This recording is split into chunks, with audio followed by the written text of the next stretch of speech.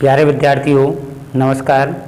आज अपन गणित के महत्वपूर्ण वस्तुनिष्ठ प्रश्नों को हल करेंगे।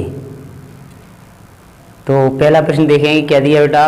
समीकरण निकाय x प्लस 2y प्लस 5 बराबर 0 और माइनस के 3x माइनस 6y प्लस 1 बराबर 0 का हल होगा।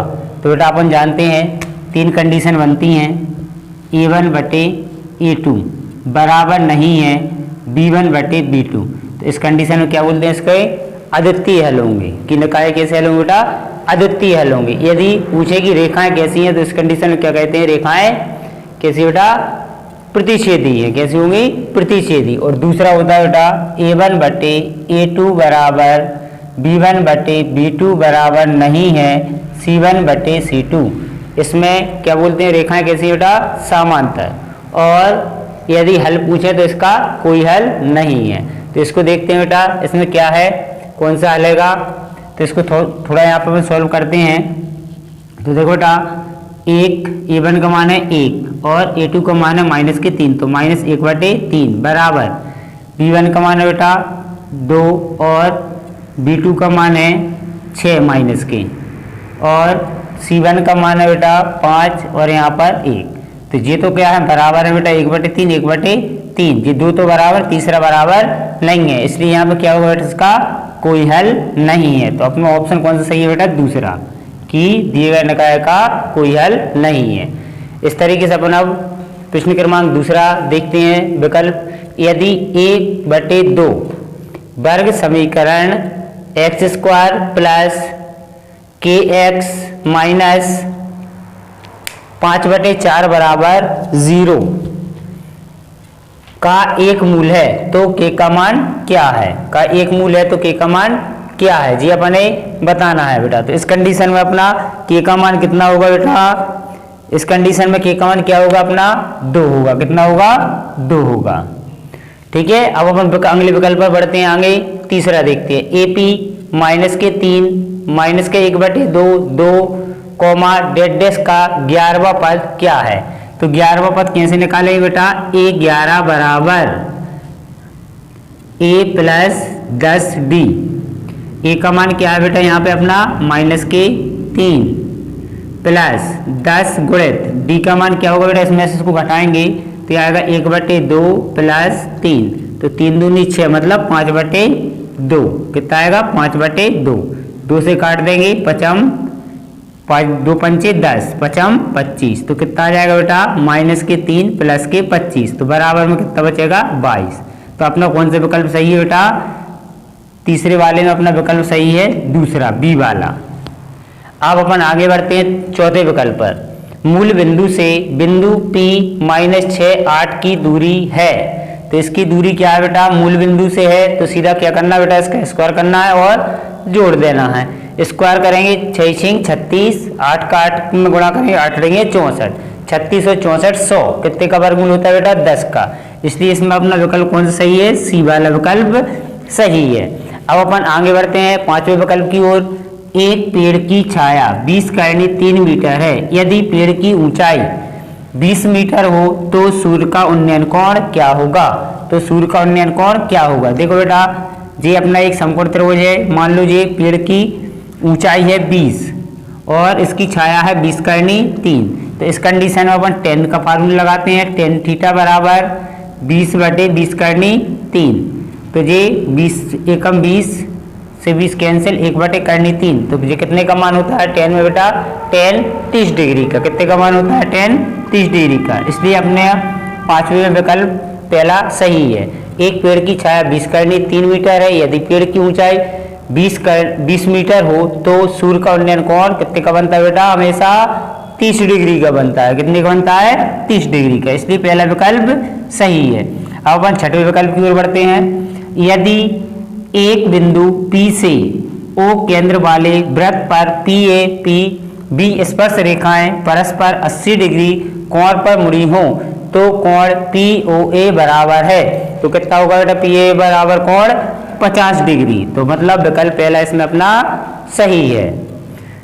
सातवां देखते हैं बेटा, x माइनस 2y बराबर 0 और 3x प्लस 4y माइनस 20 बराबर 0। रेखाएं कैसे होंगी? तो इसके लिए बेटा रेखाओं के लिए निकालना है तो क्या करना पड़ता है बेटा, यहाँ पे देखो a1 का मान 1 है, a2 का मान कितना बेटा 3 बराबर b1 का मान कितना बेटा -2 और b2 का मान कितना बेटा 4। तो यहाँ पर क्या आएगा बेटा, ये बराबर है क्या? बराबर नहीं है, मतलब रेखाएं कैसी होंगी? प्रतिच्छेदी होंगी। कंडीशन कौन सी लगेगी बेटा? पहली, a1 बटे a2 बराबर नहीं है b1 बटे b2, तो इसलिए अपना विकल्प कौन सा सही है? पहला वाला विकल्प सही है। इसी तरीके से अपन विकल्प 8 की ओर बढ़ते हैं, तो इसको पढ़ेंगे बेटा पहले। यदि द्विघात समीकरण ax square plus bx plus c के शून्यांक अल्फा और बीटा हों तो अल्फा प्लस बीटा का मान होगा, तो क्या होता है? अल्फा प्लस बीटा का मान -b बटे a। तो कौन से विकल्प में दिख रहा है? पहले वाले में, इसलिए अपना पहला विकल्प सही है। आगे बढ़ते हैं। पेड़ की छाया उसकी ऊंचाई के बराबर है तो सूर्य का उन्नयन कोण कितना होगा? तो सूर्य का उन्नयन कोण इस कंडीशन में कितना होता है बेटा? 45 डिग्री का। कितना होता है? 45 डिग्री का। 10वें विकल्प की ओर बढ़ते हैं बेटा। किसी एपी में यदि b बराबर 4 n बराबर 7 एवं an बराबर 4 तो a का मान क्या है? तो कौन सा दिया बेटा? an। तो इस कंडीशन में इसका मान कितना होगा बेटा? 28। कितना होगा बेटा? 28 होगा। कितना होगा? 28। इस तरीके से अपने 10 विकल्प कंप्लीट हुए। अब अपन आगे विकल्प और लिखते हैं। प्यारे विद्यार्थियों, अब अपन विकल्प 11 हल करेंगे, तो देखेंगे इसमें बिंदु a 0,6 एवं b 0-2 के बीच की दूरी, तो क्या होता है बेटा इसका सूत्र? x2 - x1 का स्क्वायर प्लस y2 - y1 का स्क्वायर करने के अंदर। तो देखो बेटा 0 से 0 0 ही आएगा, 6 और जी माइनस का तो प्लस, 6 और 2 8, 8 का स्क्वायर कितना होता है? 64, 64 का वर्गमूल 8। तो अपना विकल्प कौन सा सही है बेटा? बी वाला विकल्प सही है। एक बिंदु Q से एक वृत्त पर स्पर्श रेखा की लंबाई 24 सेंटीमीटर तथा Q की केंद्र से दूरी 25 सेंटीमीटर है तो वृत्त की त्रिज्या होगी। तो कितनी होगी बेटा वृत्त की त्रिज्या? यहाँ पर क्या करेंगे बेटा, जैसे मान लो अपन पाइथागोरस प्रमेय एक त्रिभुज जैसा बन जाता है, इसमें पाइथागोरस प्रमेय लगाएंगे, मतलब जी सर्किल है। तो क्या होता है, जैसे कि जी अपनी कितनी है बेटा 25 है और जी 24 है, तो इसको निकालना है मतलब, तो क्या करते हैं बेटा पाइथागोरस प्रमेय से। तो कितनी आएगी उस कंडीशन में? 7 सेंटीमीटर। कितनी आ जाएगी? 7 सेंटीमीटर। जैसे कि 25 का स्क्वायर 625 हो जाएगा और 24 का 576।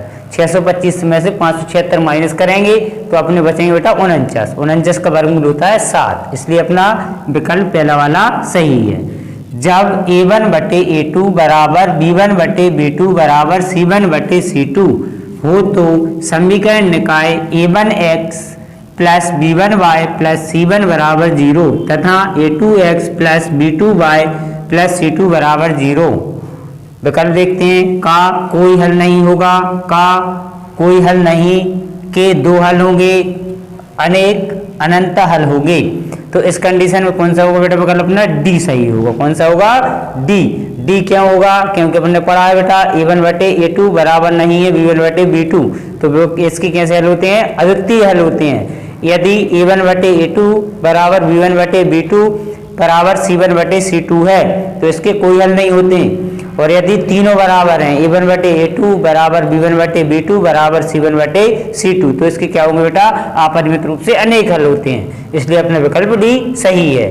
द्विघात समीकरण x square minus 4x plus 4 बराबर 0 के विभेदकर का मान होगा। विभेदकर का मान सूत्र क्या होता है? बी स्क्वायर माइनस 4ac, मतलब बी स्क्वायर 4 का स्क्वायर 16 और 4 का 4 में 4 चौका 16, 16 में 16 जाएंगे तो क्या जाएगा बेटा? 0।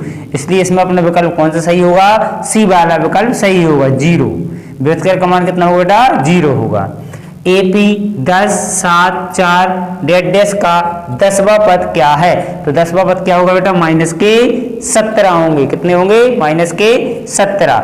निकालने का वही तरीका बेटा, इसको अपन सोल्व करते हैं तो क्या करेंगे? A10 बराबर A10 बराबर A प्लस 9D। तो A का मान कितना है बेटा अपना 10 है, कितना है बेटा 10 और प्लस 9 गुणित 7 में से 10 जाएंगे तो D का मान कितना होगा -3। तो इसका गुणा करेंगे तो 10 प्लस माइनस माइनस 9 तिया 27, घटाएंगे तो कितना आएगा बेटा -17। इसलिए अपना विकल्प कौन सा सही है?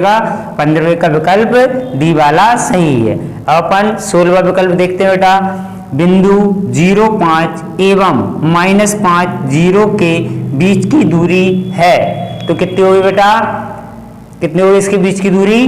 देखो 5 के स्क्वायर 25, तो इसका 5 का 25, तो 25 और 25 50, 50 का वर्गमूल होता है 5 करनी 2। इसलिए अपना विकल्प दूसरा सही है। मतलब कौन सा दूसरा विकल्प? बी वाला 5 करनी 2।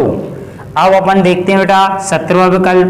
यदि धूप में खड़े एक व्यक्ति की छाया उसकी ऊंचाई की करनी 3 गुना है, किसकी बेटा? ऊंचाई की करनी 3 गुना है, तो उस समय सूर्य का उन्नयन कोण कितना होगा?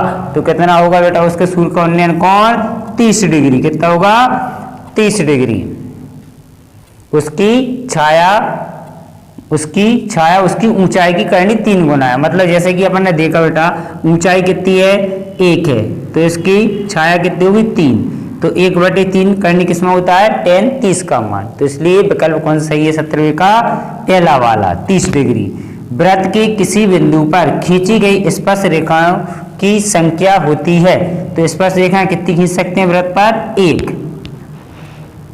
अब आते हैं बेटा अपन 19वें विकल्प पर। जब A1/A2 बराबर B1/B2 बराबर नहीं है, बराबर काट दो से क्या पढ़ते हैं? बराबर नहीं है, C1/C2 हो तो समीकरण निकाय A1x plus B1y plus C1 बराबर 0 तथा A2x plus B2y plus C2 बराबर 0 के 2 हल हो गए। ये तो हो ही नहीं सकता है, क्योंकि ये तो पढ़ा ही नहीं है अपन ने। कितनी कंडीशन पढ़ी है? 3 का कोई हल नहीं है। हाँ, विकल्प भी सही है।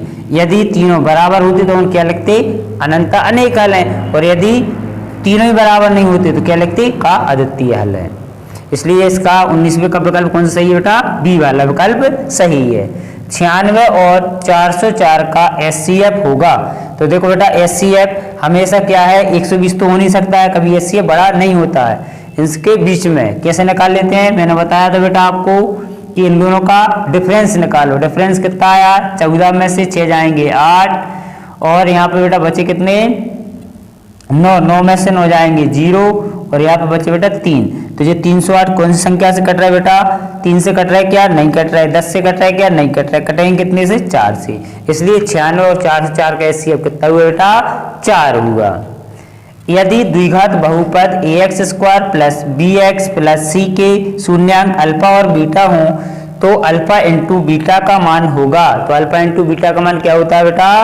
C/A। इसमें विकल्प अपना कौन सा सही है? पहला वाला विकल्प सही है। आज इतना ही, ठीक है। कल अपन इसके आगे के विकल्पों को हल करेंगे। हमारे चैनल को लाइक एवं सब्सक्राइब करें।